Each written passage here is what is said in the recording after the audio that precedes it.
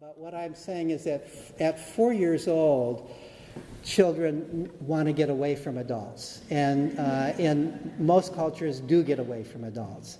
Up until about 4 years old, depending on the child, it's children, most people judge that children don't yet have the cognitive ability to be careful enough, that they're likely to do things unthinkingly that get them in trouble. So that's why hunter-gatherer culture is generally, they actually think, they make a distinction between what they call infants and children. You're an infant kind of up until around the age of 4, and then you're one of the kids when you're 4 to teenage years. It's very interesting to me, just by coincidence. I don't think the Sudbury Valley School had hunter-gatherers in mind, but they will not accept children under the age of 4. And this is a school that doesn't watch children, where the kids can do what they want. They can play what they want. And there's a woods there. There's a big woods. Kids could get lost in. There's a pond you could drown in. There's a street you could get run over in. So they don't want 3-year-olds, but they trust 4-year-olds. Not every 4-year-old. You have to actually do a visiting week in which you are kind of watched in order to learn. But 4 years old, psychologists have sort of found that around 4 years old, you've incorporated language enough into your thought processes that you can remember things through language means, and you can remember rules, you can think about things in that kind of way. In terms of sort of basic cognitive development, not much further happens after 4 years old. 4 years old are the brain is these kinds of cognitive skills are pretty well developed. There's a lot of new learning, there's a lot of new skills, a lot of wisdom.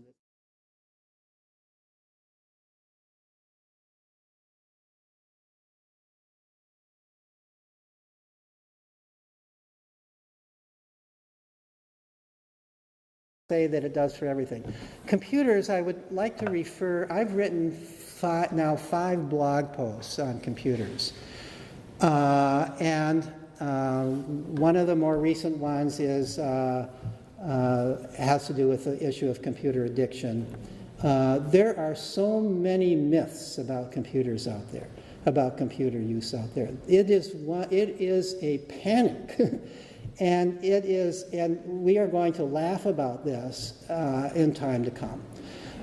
We are using that term addiction in a completely non-meaningful way. And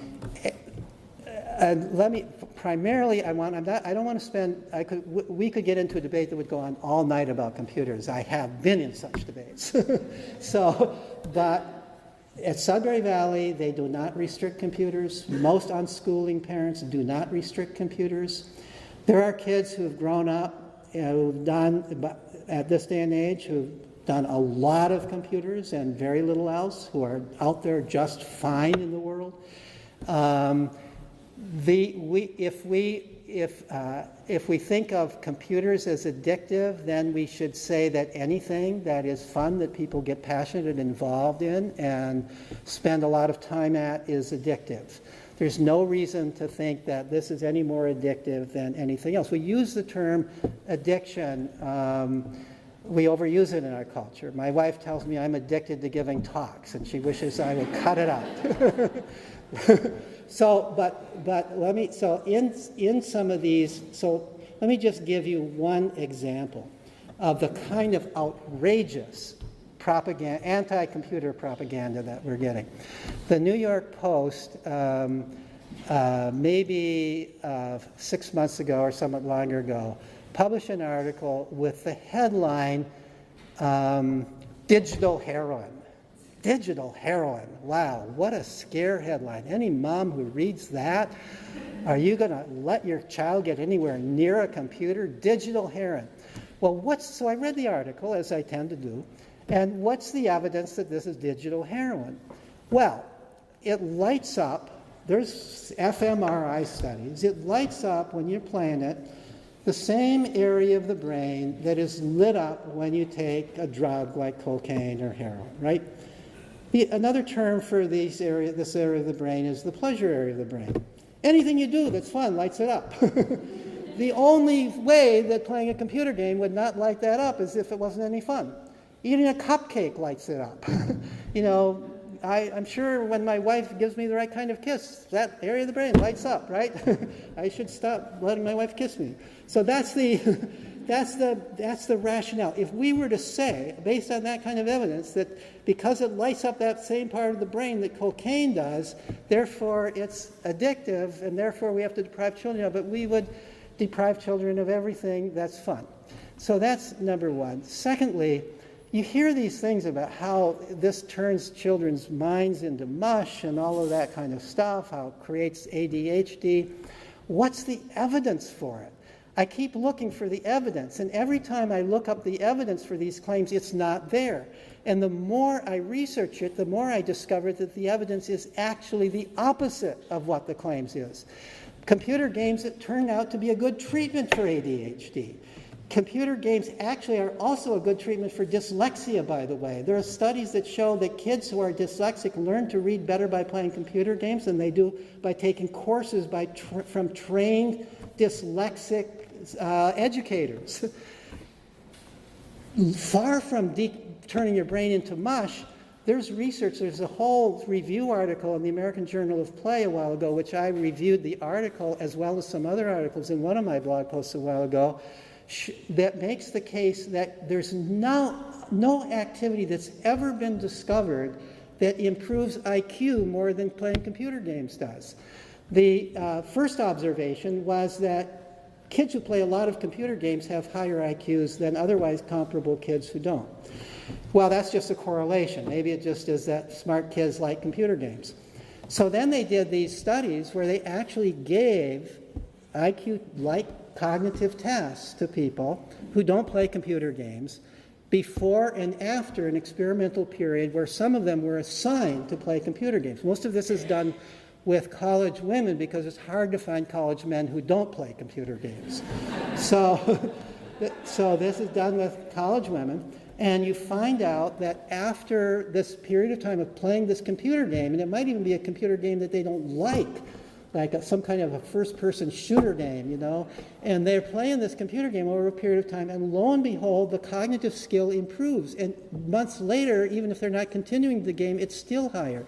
One of the first studies was a very interesting one. There's this one, about the only kind of cognitive test that has ever been found that men do better than women at is a certain kind of test of spatial organization, spatial perception. And men reliably do significantly better on average. I actually do terribly on this test, but most men, on average, do reliably better than women do on it.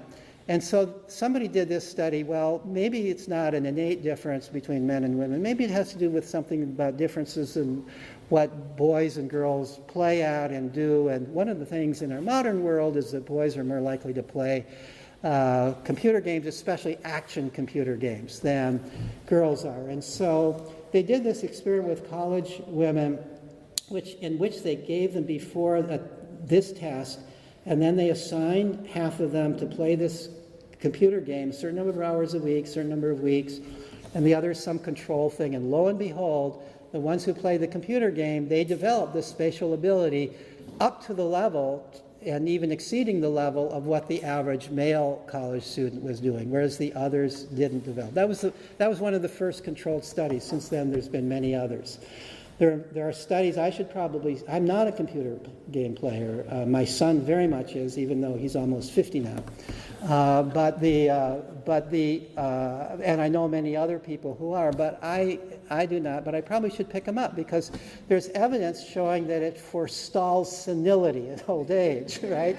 It helps you retain memory. There's a lot of work showing that computer games help you keep a lot of things in mind at once, help you make quick judgments, and so on and so forth. Well, I could go on and on about the benefits of computer game. On the other hand, I do think there are a lot of kids who are playing computer games more than they actually even want to. And the reason they're playing computer games more than they want to is because they're not allowed to do much else.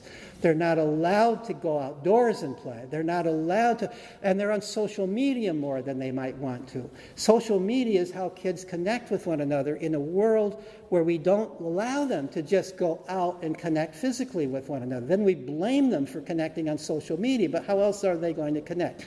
Kids, especially by the time they're teenagers, but even before they're teenagers, need to be able to communicate with their peers without the prying eyes and ears of adults.